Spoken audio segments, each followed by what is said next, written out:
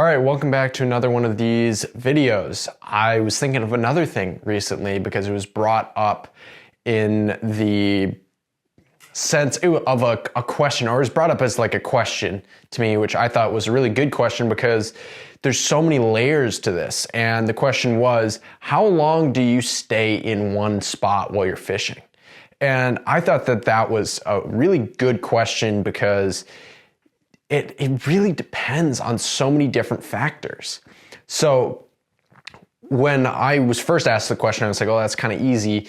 You know, I fish basically 10 casts and I move. But then I was thinking a little more and I was like, well, there's certain tides where I'm going to give it the whole tide in one spot, fishing it for one fish.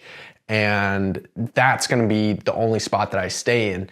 And that's because it's nighttime. And then I was thinking about nighttime fishing versus daytime fishing and how that's very variable and different from each other. The main takeaway that I thought of was during the day, the striped bass are going to be swimming around, opportunistically feeding, staging up in a spot that they would probably opportunistically feed. And there's probably windows throughout the day that they're going to feed during, but for the most part, they're chilling because they're probably going to feed at night.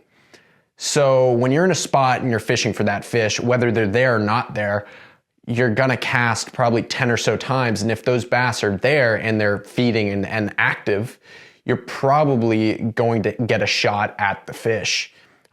But if you're fishing at night, the bass will probably cruise around within an area and they're probably actively feeding because it's nighttime and bass tend to actively feed for longer periods of time at night because that's how they get an advantage for their the way they hunt. They have an advantage when they're feeding at night, being kind of a stalk and wait for your prey to come to me predator. So there was a lot of different layers to this question, and that was really, I thought, was really interesting to me. Striped bass at night are acting extremely differently than they are during the day. But if there's conditions that are changing throughout the day, where say you have a low pressure system during the day, now that might make those bass feed a little more actively throughout the day, and that might make me want to stay in a spot longer. But for the most part, I'm going into a place and I'm probably going to give it 10 casts. And if I get no interest from anything, then I'm going to move during the day.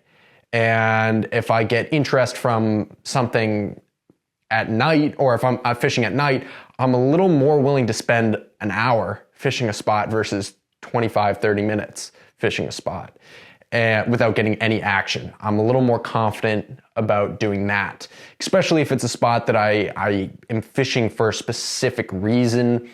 Like there's a specific current line that sets up here that's great structure for big fish.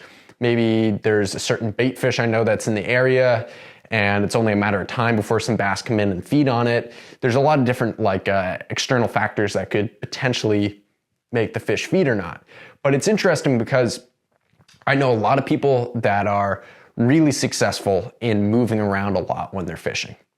And then we all know those people that have caught probably one big fish in one spot and they fish that one spot until they have cobwebs on them. And that's the only spot they'll fish. That's the only place they'll go every day, and they'll fish the same spot, and that's it. And they'll live and die by that one spot, whether or not that one spot's on or off.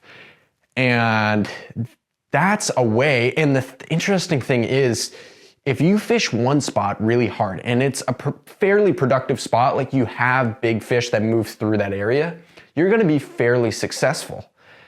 But if that spot, for whatever reason, and especially in the age and stage of our fishery, that might be on one year and then completely off the next. So why, I believe it's probably a little bit more beneficial to spread out the areas in which you fish and have multiple different spots that you can hit during a tide, for example.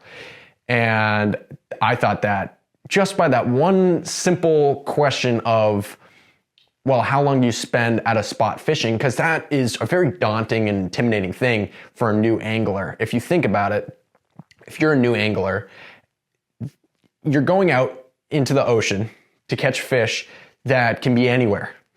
And how do you know that that fish is in front of me? And it's really hard and oftentimes can feel almost hopeless on where and when those fish are going to be actually feeding. But it is very interesting to me, though, that there are so many external factors that we all, I mean, a lot of people that fish a lot kind of take for granted when it comes to fishing, where I go to a spot and I'm not really even thinking about what I'm doing. I'm fishing until I feel less confident that I'm going to catch something, and then I move. But that for me is about 10 casts, and if I'm not getting any action during the day, it's about 10 casts I'll move, versus having so much confidence in a spot and in the structure that's in that spot that's going to keep me there, because I feel like deep down, okay, at some point there's going to be a fish that's going to come in here and feed, and if I'm here and I can intercept that fish, I'll catch it. So like that's really what it comes down to. Yeah, very interesting question that I got posed, and I thought it was something I wanted to share with you all. And if you like this video, please like and subscribe. I'll see you next time.